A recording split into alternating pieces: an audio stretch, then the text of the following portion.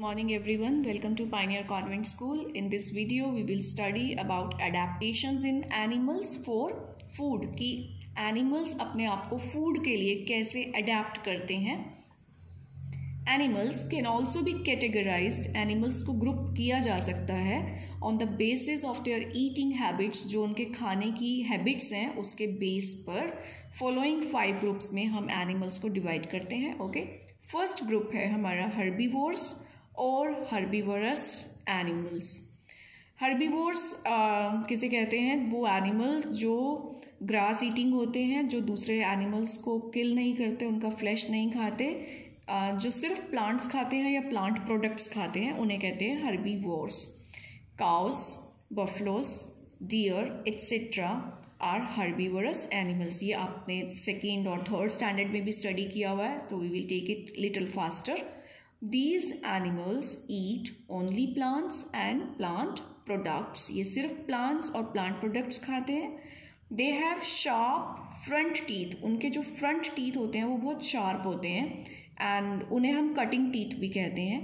For biting and strong back teeth होते हैं to chew plant. और उनके जो back teeth होते हैं वो strong होते हैं. Front teeth कैसे हैं? Sharp. एंड किस लिए यूज़ होते हैं? Cutting and biting. एंड जो पीछे के टीथ हैं उनके वो कैसे हैं? स्ट्रॉन्ग हैं. और वो किस लिए यूज़ होते हैं? टू च्यू द प्लांट को च्यू करने के लिए. सेकेंड कैटेगरी है कार्निवोर्स और carnivorous animals.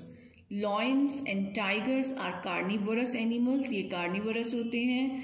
These animals eat the flesh of other animals. ये दूसरे एनिमल्स का फ्लैश मीन्स उनका मांस खाते हैं. They have sharp tearing teeth. क्योंकि अब इन्होंने दूसरे एनिमल को मारना है, काटना है, तो उनके टीथ कैसे होते हैं? शार्प होते हैं. टीयरिंग होते हैं फाड़ देने वाले टीथ, और उसे हम कहते हैं canines. For hunting and tearing flesh of their prey. Prey होता है शिकार. अपने शिकार को हंट करने के लिए, उसके फ्लैश को टीयर करने के लिए जो उनके टीथ होते हैं वो बहुत शार्प होते हैं. थर्ड कैटेगरी है ओमनीवोर्स और ओमनीवरस.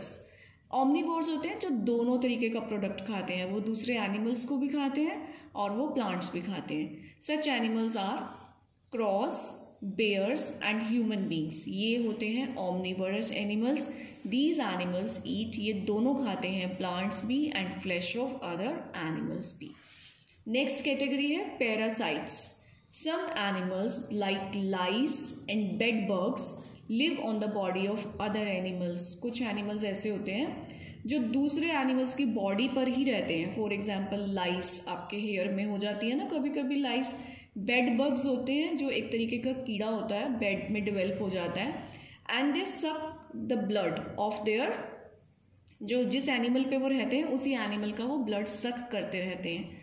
सम एनिमल्स, कुछ एनिमल्स लाइक जैसे कि tape worms and hook worms, ये एक तरीके के वॉर्म्स होते हैं, कीड़े होते हैं. These live inside the body. ये बॉडी के अंदर ही रहते हैं ऑफ अदर एनिमल्स, दूसरे एनिमल्स की, एंड गेट देयर फूड, और उनकी बॉडी से फूड को लेते रहते हैं. The animals which live in, जो किसी के अंदर रहते हैं, और ऑन द बॉडी या फिर किसी की बॉडी पे रहते हैं of other animals, are called parasites. ऐसे एनिमल्स को हम पैरासाइट्स बोलते हैं.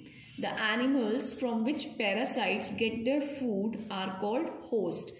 Parasite जिस एनिमल की बॉडी के अंदर रहते हैं या बॉडी के ऊपर रहते हैं, जिस एनिमल की बॉडी पे रहते हैं उस एनिमल को कहते हैं होस्ट. नेक्स्ट कैटेगरी है स्क्वेंजर्स. स्क्वेंजर्स होते हैं these animals eat the flesh of dead animals. जैसे जंगल में कोई एनिमल मर गया तो उसकी डेड बॉडी को खाते हैं जो एनिमल्स, उन्हें हम कहते हैं scavengers. For example, vultures and hyenas. Vultures have strong and sharp beak to tear the flesh. क्योंकि इन्होंने फ्लैश की टीयरिंग करनी होती है तो इनके टीथ कैसे हो जाते हैं? Sharp and strong. तो ये हो गए हमारे adaptations for food.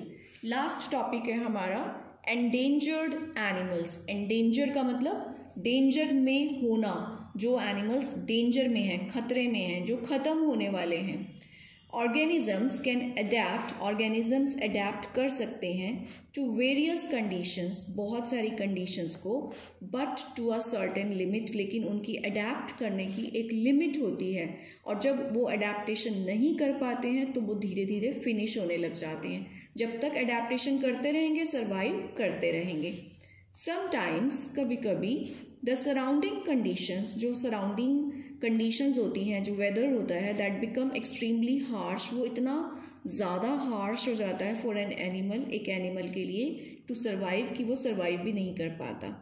In these conditions, ऐसी कंडीशंस में, the number of a particular animal, किसी एक पर्टिकुलर एनिमल जो अडेप्ट नहीं कर पा रहा, उनका जो नंबर है, उनकी जो संख्या है, दैट स्टार्ट्स डिक्रीजिंग, वो कम होने लगती है, एंड अल्टीमेटली, अल्टीमेटली का मीनिंग होता है in the end, they disappear from the earth, वो अर्थ से डिसअपियर मीन्स खत्म हो जाते हैं, गायब हो जाते हैं। Dodo is one of the few animals, एक ऐसा एनिमल हुआ करता था जिसका नाम होता था dodo, that has already disappeared from the earth, वो अर्थ से पहले ही डिसअपियर, गायब हो चुका है। सच एनिमल्स, ऐसे animals which do not exist on the earth now, जो अर्थ पर अब हैं ही नहीं, उनको हम एंडेंजर्ड एनिमल नहीं कहेंगे, उनको कहते हैं एक्सटिंक्ट एनिमल्स, गायब हो चुके एनिमल्स। आप देखो कि अभी आपने डायनासोर्स के बारे में भी सुना होगा कि वो भी कभी अर्थ पर एग्जिस्ट करते थे, लेकिन अभी डायनासोर्स नहीं हैं। तो डायनासोर कैसा एनिमल है? एक्सटिंक्ट। और टाइगर कैसा एनिमल है? Endangered. Because of various human activities, बहुत सारी मनुष्यों की ऐसी एक्टिविटीज़ होती हैं जैसे कि कटिंग ऑफ फॉरेस्ट, जंगलों का काट देना, फैक्ट्रीज़ का बनाना, हाउसेस बनाना, रोड बनाना, तो ये जो चीज़ें होती हैं, existence of many other animal is in danger. इनकी वजह से जो एनिमल्स का एग्जिस्टेंस है, उनकी जो लाइफ है, वो खतरे में है। सच एनिमल्स, ऐसे animal that are in danger, जो डेंजर में हैं ऑफ बिकमिंग एक्सटिंक्ट, जो गायब होने वाले हैं, लाइक जैसे कि tiger and giant panda, these are called endangered animals. इनको हम एंडेंजर्ड एनिमल्स कहते हैं।